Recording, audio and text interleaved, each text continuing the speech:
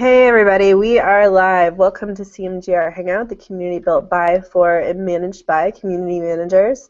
Today we are going to be talking about the state of community management, which is coming from the Community Roundtable's research through a survey around different things to do with the community maturity model, which I will probably butcher if I try to explain, so I'm going to leave that to Hillary and Ted in a moment. If you have any questions or like what you're seeing here today and have a topic suggestion for the future, please head over to mycmgr.com/participate and let us know what you want to talk about. Kristen, do you want to go ahead and introduce yourself? Hi everybody, happy Friday. I'm Kristen Cardos. I work in community with Convince and Convert and V3 Broad Suite, and I also help moderate the Twitter chat here with CMGR Hangout. Awesome, thanks Kristen. Hi Hillary. There you go. Am I unmuted now? Excellent. See, I got mad skills.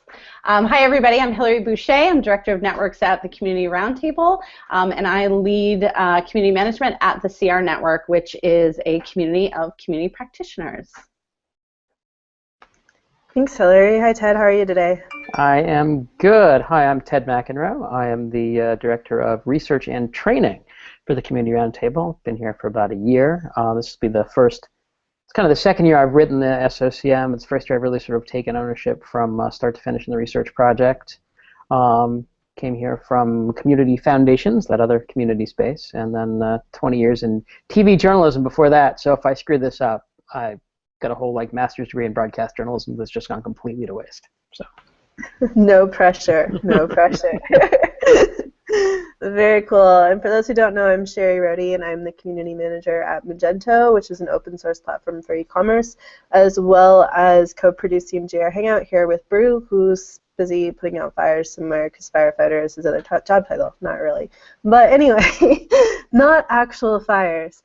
So I'm going to go ahead and kind of jump right in. But before we do that, if you could, actually just kidding, I forgot I already built questions around this. So let's just start out with talking about why is research like the State of Community Management Survey important to move us forward as community professionals? I should probably take that one first, I guess. I mean, our goal at the Community Roundtable and with the CR Network is to really build a lot of our practice community around research. And what we found over a period of time since the CR was founded in 2009 is that there's really, communities are all different. We're all snowflakes in our own way, but at the same time, there's a lot that we can learn from each other that carries across individual communities, carries across use cases, carries across different types of communities, for-profit, non-profit, and so forth. And what we've been able to do with our research practice is really get at what some of these key elements are. Even the artifacts of what makes for good community management, what are the great ways to approach metrics and measurement and strategy and so forth, so that we're not all out there reinventing the wheel. And so, over time we've grown from we started the State of Community Management in 2010. We've added a couple of other platforms to it. This fall we released our Careers and Compensation Survey for the second year. It's been really a fun thing to be a part of, just to kind of see how the research itself. But the research is changing year by year too. But we're seeing just a lot of great commonalities between successful communities across use cases, and it's a great way to bring it to light. And I'll just add that it's a great tool for community managers who are advocating for their program and for their roles and their teams. It's like you can talk until you're blue in the face about things that you know, but having that third-party research to bring in and wave and say, check this out, do you want to read it? Or I can highlight these best practices, and some of the findings can just be that extra bolster for you to work more strategically and be more successful in all your community endeavors. Yeah, very cool. And I think it's good to have actual data backing what we say, right? Because we can talk about it all day long, and we can kind of guess based on whatever sample size we're familiar with. But being able to get that broader picture into others in the community space, I think, is really helpful to see kind of where you're at and compare yourself. Absolutely, and I'll say for a practitioner myself, and I think a lot of community managers that I talk to and work with, there's a certain type of person that makes a natural community manager. And so you might be really good at, building relationships with people, creating and creating like engagement and sticky content and understanding how to turn that into engagement. But not everybody understands how to strategically move a program forward in an organization. And so I think it's a great tool in that way to help folks who are naturally great at community and relationships get more strategic with their attempts. And I know that's what it's done for me. Like I've definitely had some like aha, come to Jesus moments around like, I do a lot of this stuff intuitively, but now I'm affirmed that what I'm doing is a tried and true tactic and strategy, and have that confidence to move forward, and also like gain new ideas and some structure for strategic planning and implementation. Yeah, absolutely. Do you have anything to add, Kristen? Okay, cool. So kind of looking specifically at this survey, where did the idea for the State of Community Management survey come from, and how has it really evolved over, I think it's been like 7 years you've been doing it? Get that mute button to work yet. Yeah, this is our 7th year. I mean, it grew out of sort of the right out of the founding of the Community Roundtable by Rachel Hoppe and Jim Storr back in 2009. So in 2010 was when they put out the first report, and at that point, a lot of it was sort of qualitative. It was, we know there's some really good things going on in the community. We know they can be really valuable. We need to be able to capture some of those best practices, and they used the community maturity model to kind of build some of the reports off of. And the report itself's kind of evolved over time. 2011 was sort of talking about what's in the 8 competencies of the community maturity model. What do you mean when you say your strategy is improving, or your leadership and culture and community management and so forth. By 2012, they were looking at sort of what are the ways you can kind of move forward. Now that we've defined these 8 competencies, how do you move them forward? And that sort of set the stage. For the last 3 years, we've done much more of a quantitative survey. We've taken some of the art of community management and tried to put a little science to it as well. And each year the survey gets a little bit more sophisticated. We've gone from kind of asking sort of basic structures about communities to more about community best practices. And in this year we're getting more into some of the cultural traits. I think each year it feels like the survey evolves a little bit. It's not, a lot of our questions carry over to year, but it's not a totally static product. So this year we've explored the areas of culture a little bit more, getting a little bit more depth in community management, and trying to take those things and create sort of a scorecard for people so they get a sense of where they are on a general map. Because it's tough, day to day, you're doing your thing, you're moderating, you're creating programming, you're working your tail off, but you don't necessarily have a sense of where you are in the bigger picture of things.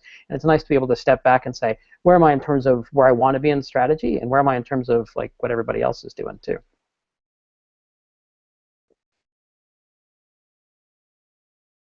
Right, Hillary? Agreed. And I will say one of the things that I always encourage people to do, some of the older State of Community Management are totally evergreen. Like as Ted was saying, some of the more like some of the earlier ones do a great job of like helping us level set with what are we talking about in terms of competencies, like what do we mean when we're talking about policy and governance, and how do these pieces fit together, and how are practitioners looking at them, and how are we curating those best practices, and what are those best practices. So I dig out some of the earlier reports, and I recommend when I meet someone who's new to community management to use those as like a level setting and educational tool too. Yeah, I think we forget sometimes with the older research, because we live and breathe this stuff, we're so happy that our research is getting more and more advanced and more in depth, but at the same time, there's always new people coming into the space, and there's always new executives and new stakeholders that you as a community manager have to turn around and explain the basics of community to as well. So that's where we do send, a lot of folks to the earlier ones, because they really do a nice job of kind of laying out what we're talking about, and then the reports in sequence kind of build upon that.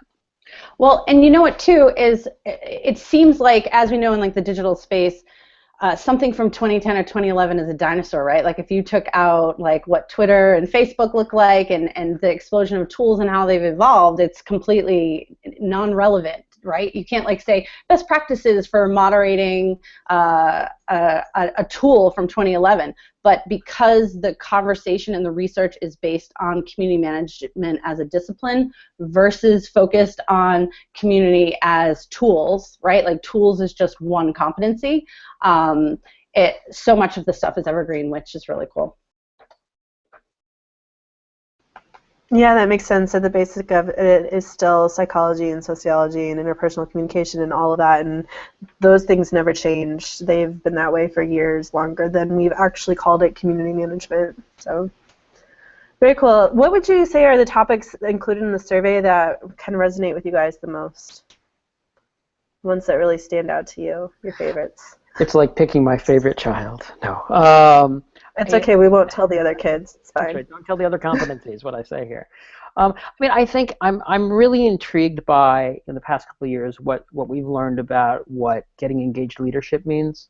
I think sometimes we sort of fall into this trap of, when we talk about we know executive engagement is important, right? You want to get the CEO on board or the head of product or whatever, and you get yourself really focused on taking that person who may or may not be sort of a willing partner in this and dragging them up the food chain to when they're like the ultimate social CEO, and I think we're getting more subtle in how we understand how those roles work. Obviously, we've confirmed with our research that engaged leadership can make a huge difference in the success of a community. But I think we're getting more subtle in recognizing that when we talk about that, we're not necessarily talking about just the C-suite, but talking, that next level down of directors and VPs and subject matter experts and people who, if you're, who can be, members of the organization. They might be just your key customers who are excited and empowered to, by empowering those folks, you can really move a community forward. And in some ways, then the C-suite becomes like the next step through. So I think we've seen a lot more. We've been able to put a lot more data to that. Like a lot of the things in the survey that we come across as conclusions or things people go, well, that makes a lot of sense. But it's so nice to have the data that really backs it up. So you can say, my strategy, I'm trying to take the community in this direction because not just because I think it's going to work, but because it's going to work. There's data that demonstrates this can work. I'm excited with what we'll do this year with culture a little bit more. I think it's trying to get at the culture of community can be a little bit tricky, and I think in terms of trying to score that, what's a good culture versus a bad culture, it's kind of you sort of know when the culture works, but you don't necessarily know how to quantify it. We're working a little bit more on that this year too, so we're hoping that in this year's report we'll be able to say, if you look at this relationship between people, this kind of level of questions and answers and engagement of the organization versus community members, that what the dots will be of impact with how communities are doing overall will be interesting. I think in some ways, when we look at the report, it's easy to sort of it sort of proves itself, right? If you've got a good strategy, you get a good strategy score on the report. But where the real interest lies and where we try to sort of tease it out in the report itself is if you've got a good strategy, it usually means that you're doing better than on the leadership piece. If you've got engaged leaders, you're probably doing better on the community management piece. All of them end up being interconnected, and so it's what we look for are those things where a certain element of one competency can be connected to real success in other areas as well, and that's where I think you can really move a whole community forward. So. Yeah, absolutely. I was going to say I've definitely relied on all the different pieces of, every competency, which is how the survey is broken up. And the leadership piece for me personally as a practitioner, one of the things that happened was the first time I took the survey and got my results, and I could feel it when I was taking the survey. As you're taking a survey, it's a great educational tool because there are some things you feel great about. You're like, oh, I know this answer, and I feel great about this answer because I worked on this element. And then you get to another section and you're like, oh, crap. Not only do I not know the answer to this, but it's triggering that I haven't really paid attention to this. And so it helps identify those gaps in places where maybe you haven't really paid attention or you don't have the skills, so you need to seek out either an education around those skills or someone on your team who can help you with that, or just invest time into that. And so for one of those things that were for me, it was the other side of the leadership competency. We break up leadership into two things, which is like leadership inside your organization, and then there's leadership within your community, which are your advocacy groups, your champion groups. And so the first time I took it, we had all this great research about how important advocacy groups are, and I was like, oh, I don't have a formal advocacy program. While I love my super users and I understand the value that they bring, and in a very ad hoc way, we were investing in them and we were making sure there was shared value, but it was a trigger to say this is a place for more investment. And so that was a place that was really helpful for me as far as myself as a practitioner and how I used it to help move my career forward, is thinking like I was able to identify that like I was intimidated by building out a roadmap. Like everyone was talking about it, our research showed that it was important. I didn't know where to start. And so that was just another gap where I had to reach out and figure out like what this meant. It wasn't as hard as I thought it was going to be at all. So the strategy competency, which is where road mapping falls into, was big for me. The leadership part was big for me. I'll leave it at 2, even though 3s are nice. Nice, very nice. I like it.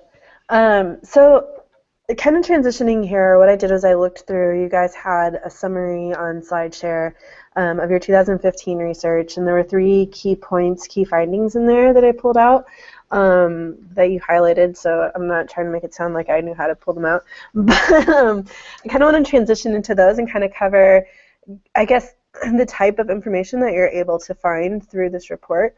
So for question 4, first, looking at strategy key findings, what can we do to help our companies focus on investing in people and systems, not just in platforms?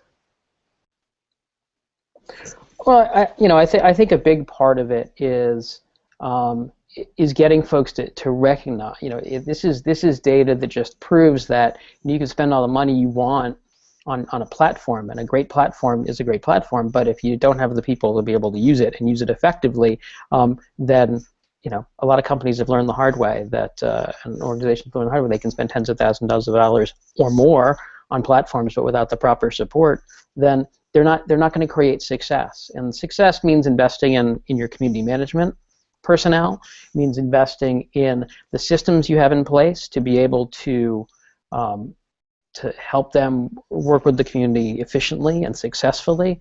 It means having the policies and guidelines together that give folks a framework from which to work, so that you're keeping a consistent tone, a consistent message. All of these elements come together, and if you don't have those, the best platform in the world doesn't matter. It's like you can buy an expensive sports car, but if no one knows how to drive, then it's a nice little driveway ornament. A trophy. Yeah, I guess my take on this question is helping community practitioners learn how to advocate for themselves and for their program, how to grow a team. We talk a lot about that with members, is how do you get from that one man or one woman show and invest in a team, because we found through our research, and we just know this from working with people and our own peers, that people are overworked and community managers burn out. And they don't have the bandwidth. You can know all the amazing things that you need to do to build community, but if you don't have the resources to do them, it's not going to work. It's not going to be successful.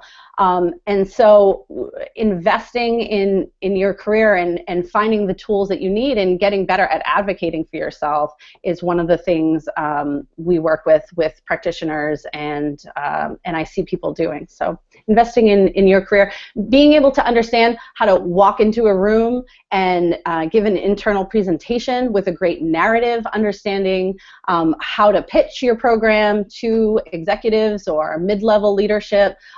Those are all key things that aren't in a community manager's job description, but in the end, to be successful, the successful community managers all do those pieces very well. Yeah, I think part of the systems piece, and this carries across any kind of business or anything else, is is being able to connect the community to the larger organization, right? And I think there's a lot of nonprofit, a lot of media communities that sort of have that at their heart anyway, because the community is kind of built around what their mission is, or it's a real central point of their product.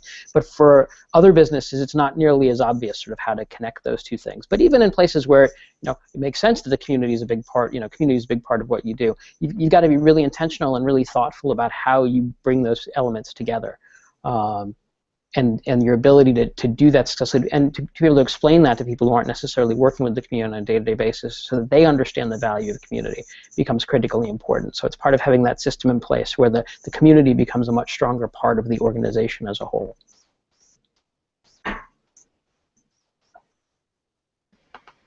Awesome, thanks guys.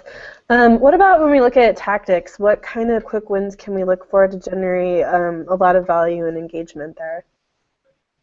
The biggest one, and as I was looking at the data for this year too, we changed the way we asked the questions, but we're getting a really sort of strong similar result, which is it's amazing how many communities, like, why you exist, and you sort of have it in your head, but if you don't specifically define that value so that other folks are kind of on board with it, you're really missing out on an opportunity. And we see that communities that have spent the time to sort of say, here's the value of this community, the organization, here's the value to the business, here's the value to the members, and here's the value that together we share, the goal, kind of the common goal that we have for the community.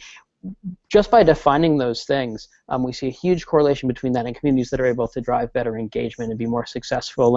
And at some level, and the data is a little tougher on the sort of the value and ROI side, but communities that are able to sort of, it's easier to prove that your value as a community if you're able to define what that value is. If you haven't done that, then it's really hard to go into a meeting or talk to somebody and say, here's why we work. Well, what's your goal? We haven't really said. So define your value. It can be a pretty quick win, because a lot of times it's there, you just haven't said it yet. Another big one. New member welcome process is huge. We really saw that last year in our data, that if you're going to do one thing to kind of bolster your community program, it's make sure your new members feel welcome, that they're able to find a way to engage with the community, that they're able to understand what you're all about and get sort of assimilated into the community culture a little bit more quickly. Assimilate is not a great word. Understand the community culture. I think I like that better. That those things are really important, because it's like walking into, you're walking into a big party that you don't necessarily know anybody at, and it can be really awkward if you walk in, you stand in the doorway, and you look around, and you don't quite know how to engage and what's going on. It's not a lot nicer if someone kind of explains that, oh, the punch bowl's over here. So that's another area that I think is a really great opportunity for communities to do something that is pretty straightforward to do and can have big impact. Yeah, and that's a good example with when we saw that insight with the quick win for the new member, for paying attention to how you welcome new members and putting a little bit more attention and strategic thought into it. It was really interesting, because we were like, oh, this is amazing. Let's talk to people. Let's pull together a call with practitioners and curate all best practices for how people are doing. Whole bunch of people came to this call. We're all excited about connecting the research to the practices. Everybody on the call wanted to learn from each other. There were not a ton of practitioners who had this is what we've done. So we found this gap for a whole group of practitioners, and what we were able to do in our community was go seek out a community who had invested time, and it was a very large support community, and they had walked through this process of doing a gap analysis of what do senior members know that new members don't know. What's that information that will get them there? And then what they did was they redesigned where that information lived, and worked with the user experience portion of their team to help make sure that when members showed up, it was front and center. And they also designed a new member welcome series of email. And they picked 3 emails. They were very intentional about messaging. They had 1 call to action per email, and they had great success rates. Their email open rates were much higher than average, and then the actions that they were asking people to do in the community raised quite a bit too. So I think that's an example of how the research sort of tags something, and then a whole bunch of practitioners now are following suit and saying like, oh right, like I haven't figured that out yet, and while I wanna figure out a way to welcome my members. You have to figure out how to do it at scale if you're a really large community, but there are some really simple, quick wins in that, like simply taking that automated message. Most platforms have an automated message that new members get. Most people use their out of the box message. So simply customizing that so that it reflects the vibe and the culture of your community, so that it introduces a person and is from a person versus a system. Making a welcome, we found that welcome videos were really successful with new members. So that's something a community manager who is only a one-woman show can do in an afternoon with a free tool like Screencast-O-Magic, I think it is. A simple way to just welcome people within a few minutes in a community. Great. I think you touched on this a little bit, Hillary, as one of your favorite parts and something you learned from to apply to your own community. But in looking at operations, what are some of the key points that we need to learn about successful advocacy programs? Yeah, I'll take that because I've been talking a lot with members about that lately. So basically, you know, what we've known from talking with a lot of experienced community members, and this was, you know, 5-6 years ago when we were getting started, and we were talking with folks who were more experienced, people who had been doing this for 10 years, 10 plus years, is they had these formal advocacy programs, these formal leadership programs. And oftentimes when you found them, when you mapped out a community journey, they came later on. It was a sign of maturity. And so we knew it was the best practice, but as we found in the past couple of years, now communities are starting to launch those programs right away because we know it works. We know it scales community management. We know it's incredibly important to have a diverse network of leaders in your community to help with community growth, user-generated content, all sorts of good things. And so it's one of the things we found in 2015 was that multifaceted leadership programs are worth investing in, and that means going beyond just your super user or your super obvious, but taking a look at the different potential advocacy segments that you have, and thinking about what is it that they get out of their participation, how do we invest in them, and what do we get out of that participation, and making sure they're receiving value from their participation and cultivating those relationships. And you know, that can be a member advisory board, it can be your traditional super users, it can be you know, subject matter experts, it can be employees internally, getting them involved and making sure there's a pathway for them to be leaders inside your community and help out. Ted, I don't know if you have something to add on the advocacy program side. There we go. I was like, I can't find my mouse pointer. No, I mean, I think you hit on a lot of it, but I think it's getting beyond, you know, the sort of the badges and recognition, which are important, and you want people to feel valued for the contributions they're making, but also figuring out what are the tangible rewards and ways you can connect with them that really benefit them, not just in the community, but can benefit them in their business as well.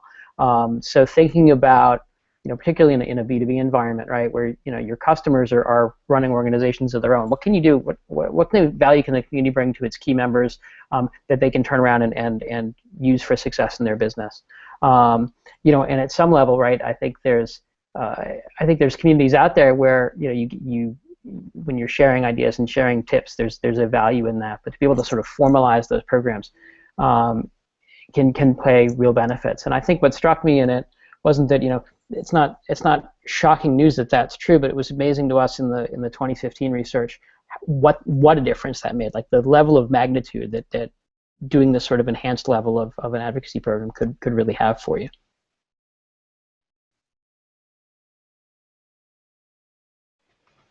This is the moment where I get lost tweeting, sorry. Awesome. So how have you guys seen, and I don't know what cases you're allowed to share and what you aren't, but how have you guys seen this research implemented in an actionable manner? Like, how have you seen people really benefit from it in different situations? Well, I'll take that because I work a lot with practitioners in the network. So, and we've touched upon it a little bit. So we're seeing people use it. You get your community score back when you take the survey, which is really awesome. And so you can use it to identify gaps in your community program, and you can build in priorities and for your strategic planning moving forward.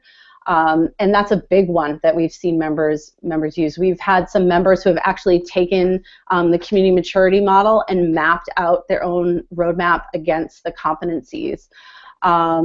We've also seen, just like the examples that I'm giving of myself, one of the things we do is based on the findings is schedule programming around those things. So I think as community managers are seeing the places that we highlight in the research that they aren't investing in or they feel like they want to learn more, it's a way to focus how you're educating yourself and the things you're learning and the things you're implementing.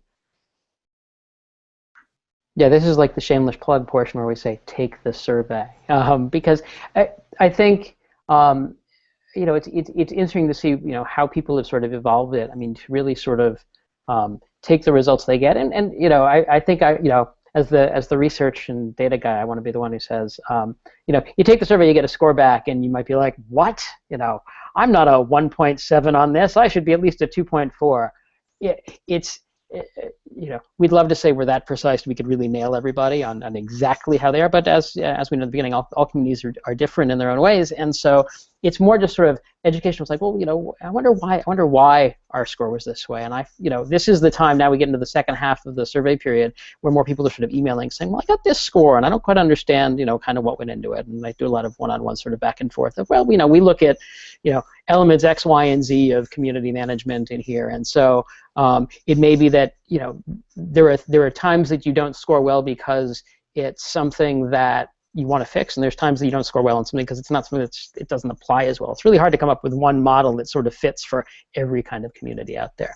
But it's a great conversation piece. It's a great starting point for looking at your community strategy and the roadmap of where you want to go in the future and saying, well, maybe we need to pay more attention to, you know, metrics and measurement and how we, you know, the kinds of things that we're looking at. You know, we're trying to get people to really engage and answer questions, but our metrics are we're looking at their total membership, which doesn't, you know, they're not connecting with each other. So kind of taking those elements and sort of being able to use it as a tool for reflecting on your practice and where you're going with your community, within your organization, I think can be really helpful. And so some folks have taken it and gone as far as creating in effect their own kind of benchmarking materials for the communities within their community program, to sort of be able to compare one to the other. And we do that for customers as well. So, you know, large organizations will say, well, we've got 35 communities. We're trying to figure out kind of how they're all doing. And it's easy for us to come in with a framework and say, well, let's take a look. And you can sort of see, and what you see when you do that is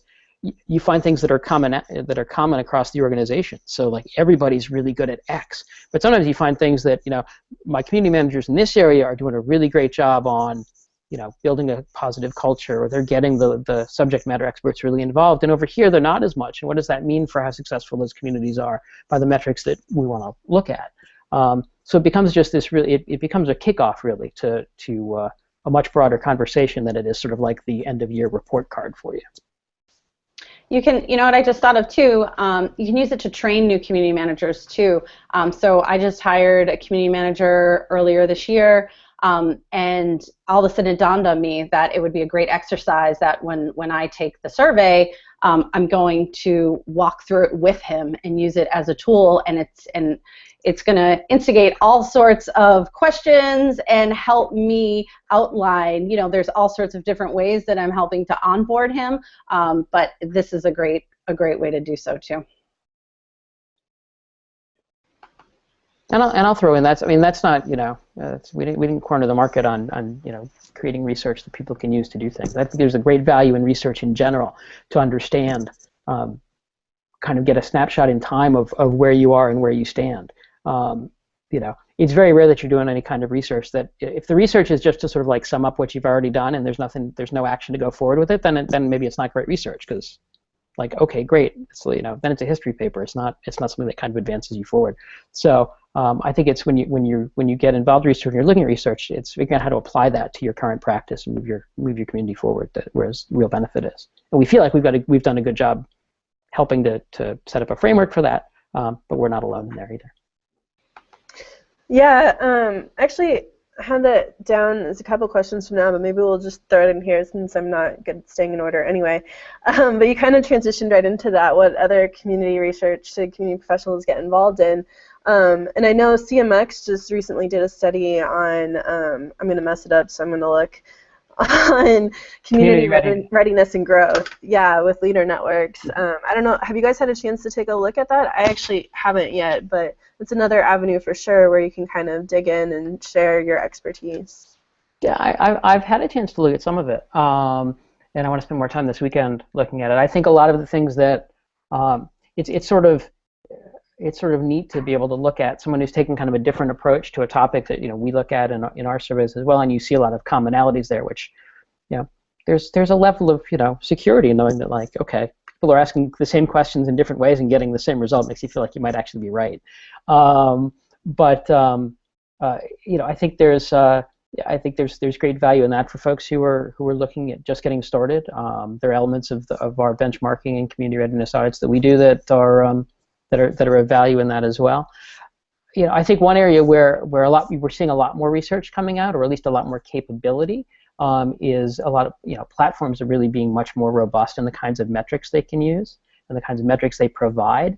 And one thing that we're working on is trying to figure out with some of those folks, how do you take the metrics you get out of your platform that sort of say, here's how you're doing, and combine that with some of the some of our research, which we don't get into kind of the weeds too far of, like, you have X number of new questions, you're getting X number of responses, you get this kind of engagement. We have some of that, but we cover a lot more of the sort of the broader community program stats. And how do you combine those things in a way that can really inform your practice in a better way?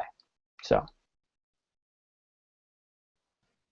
I think I answered it, kind of. Yeah, we took the readiness survey. We were super excited to see they were doing that, anything to move the industry forward.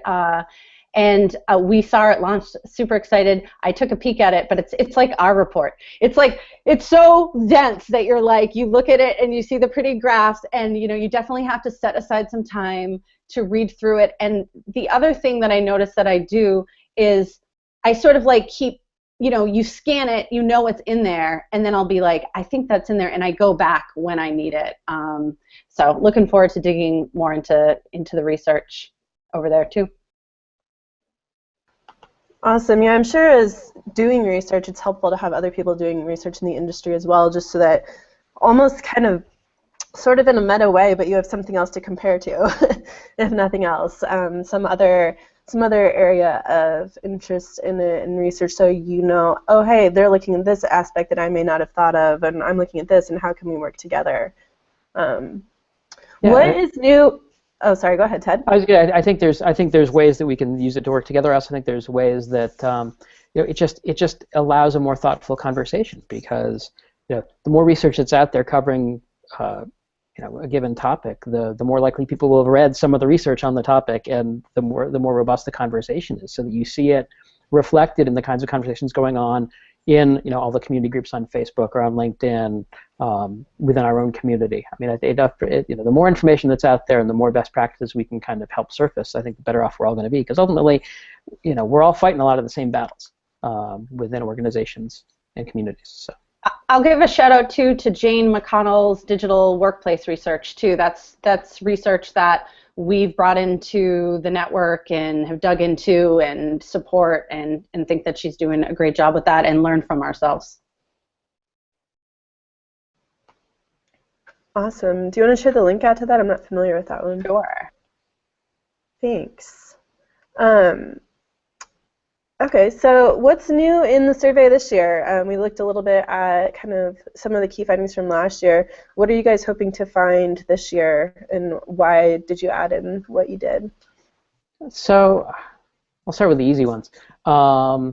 every year we'll start to go through the results, be like, God, these data points get us to want to ask more questions. So this year it was with culture. We definitely bolstered our culture section, added some more questions in there about kind of the balance of organizational and member content, and the kinds of content, the kinds of sentiment, and a couple questions that we hadn't really asked before about kind of how does the organization feel about the community, right? Do you have executives who are supportive of community, or is it kind of a toxic environment? Do you have, do you feel like the organization is structured to support the community and so forth, and how much we want to see how much those perceptions of support drive changes within the community.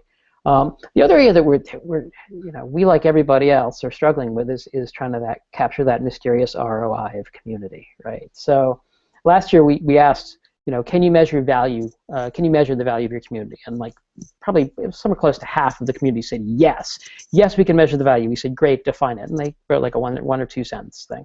We said, can you measure the ROI of your community? And of those half, like a third said yes, we can measure ROI. And we were like, great, how do you do it? And half of those folks didn't answer, and half did. And then we said, well, what did you come up with? What's the ROI of your community? And like another 2/3 of those folks didn't answer it. So in the end, we ended up with like, of all the communities we served, like 12 who said, yeah, our ROI is this. So this year we're playing around with an idea to try to get at a little bit more what the value of the community is by sort of looking at the value of the questions being answered there. And so it starts out with, how many questions are being asked in your community, and how many of those are getting answered. And for your community, what's the value of an answered question?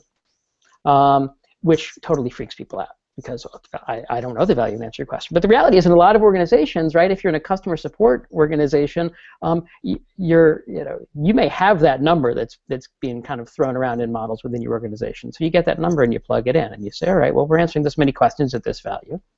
But that's not the only value you get out of it, because now the question's answered, it's on the community. So you got to factor in some level of, well, how many searches are done on your community? And so if someone searches and they find the question that's been answered, well, there's value to that as well. And there's value in the sort of the serendipity of kind of stumbling across, as you're going through viewing stuff in your community. Oh, there's an answer to a question I'd never thought of. That's good value as well. So we're asking people to kind of spell out some of these elements, and it's sort of an experimental section of the report to see kind of what we come back with. So what is that element of the ROI of community? And so far, it's the part that I'm going to have to spend a lot of time looking at the data of and trying to clean up and figure out sort of what to do with. But I'm excited to see kind of how that sort of all shakes down, because hopefully, if nothing else, we don't expect at the end we're going to be like the ROI of community is 43, where it's going to be some level of we learned these things about what it means to talk about ROI, and if we can advance that conversation, obviously that is something that we don't expect we're going to come up with all the answers, but we'd love to be able to move the conversation forward about it. So. For sure. Well, and that elusive ROI number changes based on your company and your company's goals too, for sure, as we all know. Yes. What advice would you have for someone that's wanting to kind of take this research and present it to their boss or a leader in their company to kind of make a case for adding in specific community programming or finding funding or getting a raise or whatever it may be? What's kind of your thought process there on where they should start at doing so? Because obviously it's a little, I don't know, at least for me, I would think it'd be weird to be like, oh, by the way, so I read this survey on the internet. And so you should give me more money. Yeah, I mean, I talk to a lot of community managers about this and the importance, and I think it's one of those skills that helps you in every part of your life, and is understanding how to build a narrative, and whether that's an informal conversation, but understanding what you're asking for, being really clear with yourself, like as you're preparing, what do I want? Like, what's success at the end of this conversation, and defining that, and then working backwards and developing a narrative that makes sense and speaks to the person that you're asking for something from. And so often that means putting forth, how does that connect with the organization's goals? Like figuring out whoever the person is that you're asking something for, you can find out what some of their top most passionate interests are in the organization.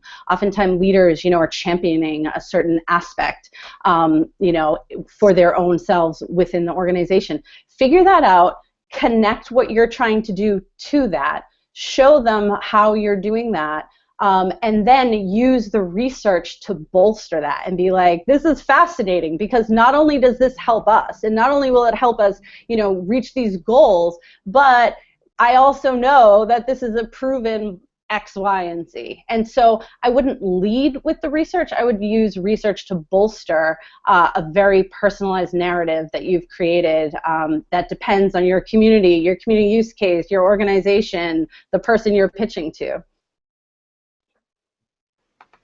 Yeah, no, I think that's great. When I was pitching our super user program internally, I presented a lot of what I wanted to do and why and the background on it, but I also included stats I was able to get from the Lithium team because we were working with their platform on, hey, like this percentage of your community create this much of your content, and if you implement a super user program, generally within this amount of time, content increases by this amount. Things like that those numbers stood out to them and helped tell my story in a way that they understood, for sure. Can I ask a question really quickly? Please do. All right. My question is there anything that's been really shocking when you guys have done this report, like a big surprise or anything that conflicted year over year, like any bombshells? Shocking. So my problem is I haven't done enough years of it yet. Ask me that question in June when this comes out, and I say, oh my God, things are just. I think we do notice from year to year. It's interesting. The sample. We get a couple hundred responses, which is great. And I've been noticing, on the tweet stream too, people are saying, well, God, it'd be great if you could segment this because there's all these different kinds of communities, and I agree 1,000%. And one of the reasons that we're pushing hard this year to try to really bolster the sample size is because we want to be able to take those segments apart and be able to say, what do all these different kinds of communities look like, and how do they differ in their approach? But I think in terms of shocking, no. In terms of things that change year to year because of changes in kind of who's taking it and so forth, we definitely see some of that. And one of the things we wrestle with is sort of how do you kind of come to grips with that. Not so much in the SOCM this year, but in the Community Careers and Compensation Survey back in the fall when we were looking at, people are like, what's the average salary of a community manager? And we started to put some of that data together, and then we looked at it, we're like, you know what, we've got such a different group of community managers this year than we did in the past. So you can't really get an apples to apples. It's tough to, and it takes, you need a bigger sample size to be able to kind of really start parsing it down so you can say, you can really get the data that applies to people really well, and applies to the situation that they're in even better. So, it's another shameless plug for, please take the survey and help us, accumulate this data so we can do these things. But and some of this too, right? Subtle shifts mean a lot. If something moves 5%, that can be a big deal, or it can be like a blip on the radar too. So nothing shocking yet. And looking ahead at this year, nothing totally shocking. But now Hillary's going to say, I was totally shocked by. Because I'm going to pull rank on Ted that I've been here. I'm not on the research team, so I don't have my hands in the development of the research so much. But I've been around all the years while we've been going through the process, and one of the biggest challenges is creating really juicy, headline grabbing, top line insights, because so much of what we find are things that community managers know, which can seem kind of boring in one way, but in the other way, that's the research that bolsters what we're doing. So instead of saying I think I'm doing the right thing, it's that affirmation. And so we do work for those. We're waiting for that super thing that blows our mind. And although, the one that was exciting, Ted, was the engagement profile, breaking the 99 1 rule. That was pretty exciting when we showed that community managers having dedicated community management broke that rule, and we could show the engagement profiles with dedicated community management shifted to a lot less lurkers, a lot more highly engaged folks. So I thought that was very exciting. Okay, I'm a little bit in love with that. So, I'll give you that one. That is a good one. I think I take that for granted now because that was. Or like, and that's the kind of- obviously.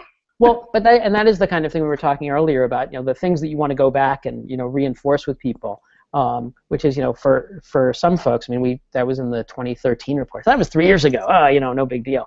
But the reality is that it's still a big deal, and you still see all over the place. Well, the 99-1 rule. Why am I going to invest in something that's only going to really be used by 1% of my people? And it's like, no, we have data that shows that you're way off on that, and you can get, it can be, 99-1 becomes 50-25-25 or 40-35-25 in the right scenario. So, there's good stuff in there. You're right.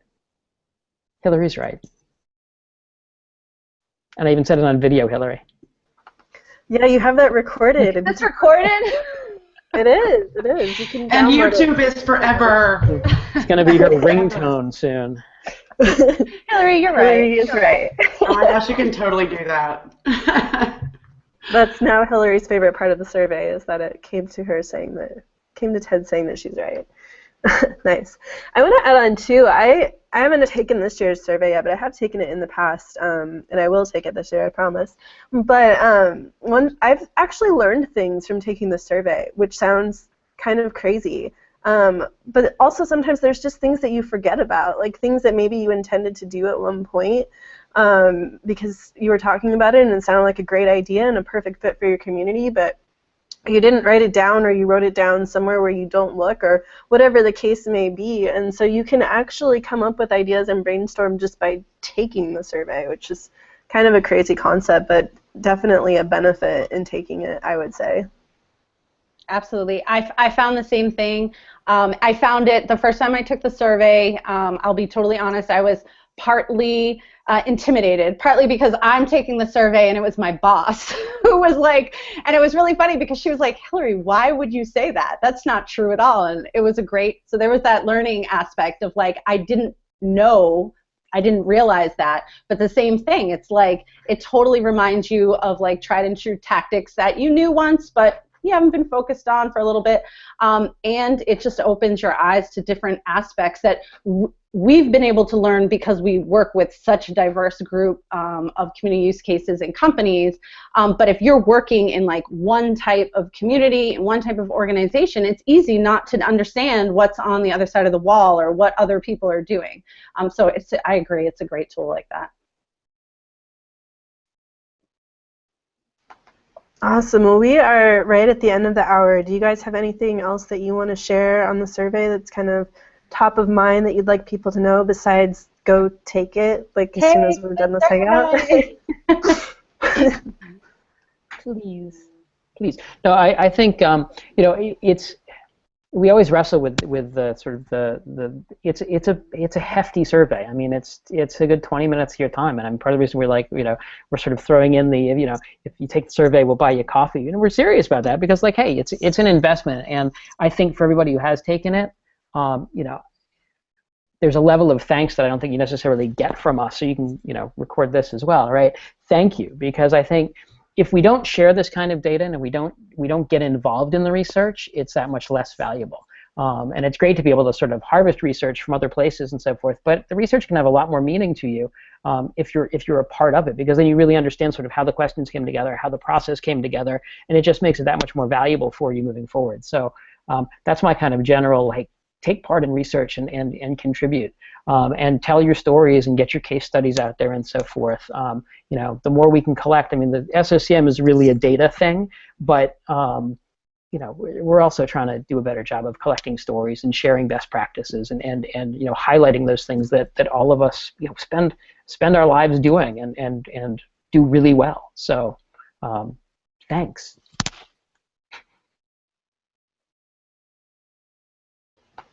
Were you going to add something there, Hillary? You jumped on and then off. Well, I was so moved by Ted's wrap-up speech, and then I realized that I should just let it go at that because it was so good. Yes, thank you, everybody, and please do take the survey, and it's good. It's good to invest in research. And I want to encourage you, too, like, it's okay if you take it and you're like, I don't know this stuff. No one's going to see your results like that you work with every day anyway, and it's okay, and those answers matter too. Yeah. So, all right, thanks guys. This has been really great. I really appreciate you coming on and kind of sharing some of the findings that you've had from it, as well as the importance of getting involved in research. Next week we are talking about enterprise social networks with actually one of your members, I think, Chris Cantina from Walgreens. I think he's definitely. Yeah. This is awesome. Yeah, so him and some other enterprise social network community managers will be here, and we'll be talking about that. So Thanks, everyone. Have a great week. Thanks, Awesome. guys. Thank you, everybody. Bye, everyone.